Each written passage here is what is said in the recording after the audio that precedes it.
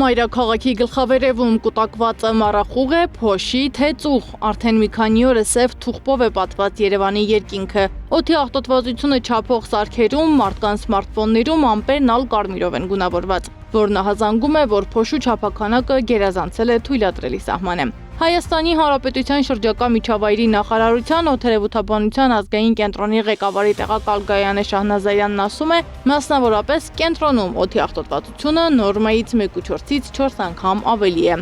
Հատկապես բարձր է եղել նոյեմբերի 21-ին եւ նոյեմբերի 25-ին համապատասխանաբար 4.5 անգամ գերազանցելով սահմանային թույլատրելի կոնցենտրացիան։ Մասնագետներն ասում են, որ օդի այսչափ աղտոտվելը մեկ գործոնով չէ պայմանավորված, ծառահատումից մինչև անհաշվելի քանակի մեքենաներ, խցանումներ, շինարարություն։ Այս տարի ավելի արտահայտված է եւ տարեստարի ավելի արտահայտված լինելու, որովհետեւ մենք ոչ թե խնդիրները լուծում ենք, որ օդի աղտոտվածությունը նվազի, այլ խնդիրները հակառակը շատացնում ենք։ 3 տարի անընդմեջ փողոցների ծառերը ոչնչացնել է, փողոցի ծառերը դրանք օդափոխության միջանցքներ են, դա այգիներում ծառեր չեն եւ մենք պետք է հասկանանք, որ ամեն մեր գործողությունը ավելացնելու է եւ գումարային էֆեկտը լինելու է ավելի ծանր, հաջորդ տարի ավելի վատ է լինելու։ Ճարտարապետ Սարհատ Պետրոսյանն էլ հիշեցնում է, որ Երևանի ուղիղ հարևանությամբ ավազի հանք են շահագործում, որի ավազը քամին մայրաքաղաք է բերում։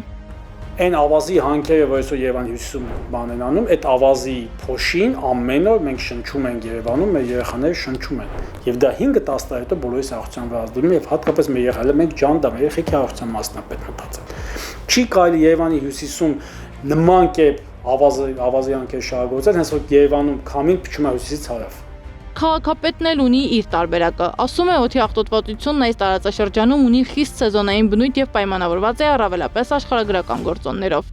Մեր հիմնական խնդիրները, որոնք որ սկսում էին նոյեմբերից եւ մենք այս մասին խոսել ենք, արդեն իսկ սկսել են։ Օդի որակի խնդիրները Երևան քաղաքում ունի տասնամյակների պատմություն եւ խնդիրը բազմաշերտ է։ Մինչև Ավինյանն ավտոմեքենայից պնդում է, որ խնդիրը տարածաշրջանային է եւ սեզոնի հետ է կապված, մասնագետներն աղետի մասին են ահազանգում։ Եթե մենք վերցնում ենք օդի աղտոտվածության ամենավտանգավոր ցուցանիշը, որը մինչև 2.5 միկրոն մասնիկների պարունակությունն է օդի մեջ, այսինքն այսպես կոչված PM2.5 ստանդարտը, որը ամենավտանգավորն է, որտեղ այդ չափսի մասնիկները ունակ են շնչառական համակարգի միջով ներթափանցել արյան մեջ։ Այդ PM2.5 աղտոտվածության մակարդակով իմ դիտարկմամբ Երևանի տարբեր վարչական շրջաններում կախված բարձրությունից թույլատրելի նորման գերազանցվում է 6-ից 8, որոշ տեղերում մինչև 10 անգամ։ Սողոմոնյանի գնահատմամբ իրավիճակն այնքան ծայրահեղ է, որ մարդկանց ուժեղ պաշտպանիչ դիմակներ են անհրաժեշտ, մասնավորապես երեխաներին։ Երկրորդ ամենավտանգավոր խումբը դա մանկահասակ երեխաներն են։ Մանկահասակ երեխաների շնչառական ուղիների լորձաթաղանթը դեռ բավարար պաշտպանական մեխանիզմներ չի ձևավորել։ Լորձաթաղանթի ինքնին բարակա, լորձի սեկրեցիան ակտիվ չի եւ այդ մասնիկների ներթափանցումը բրոնխիալ ծառ եւ ավելի խորը ուղիները շնչառական։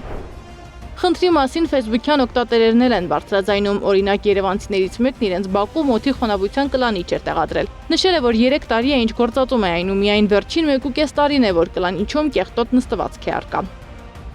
Տպավորություն է, որ քաղաքապետարանը չի էլ ցանկանում մտածել լուծումների մասին, ասում է բնապահպանն ու խնդրի լուծման տարբերակներ առաջարկում։ Այս բոլոր խնդիրները կանաչապատման 5 անգամ ավելի պակաս ցուցանիշ, այսինքն մենք ունենք բոլոր նախապայմանները, որ ունենանք այն վիճակը, որը որ մենք ունենք, սա հանկարծակի չի, սա սպասելի է։ Սա ռիսկերը ուղղակի պետք է կառավարել եւ հասկանալ ինչ ուղղությամբ գնալ, որ այդպես չլինի։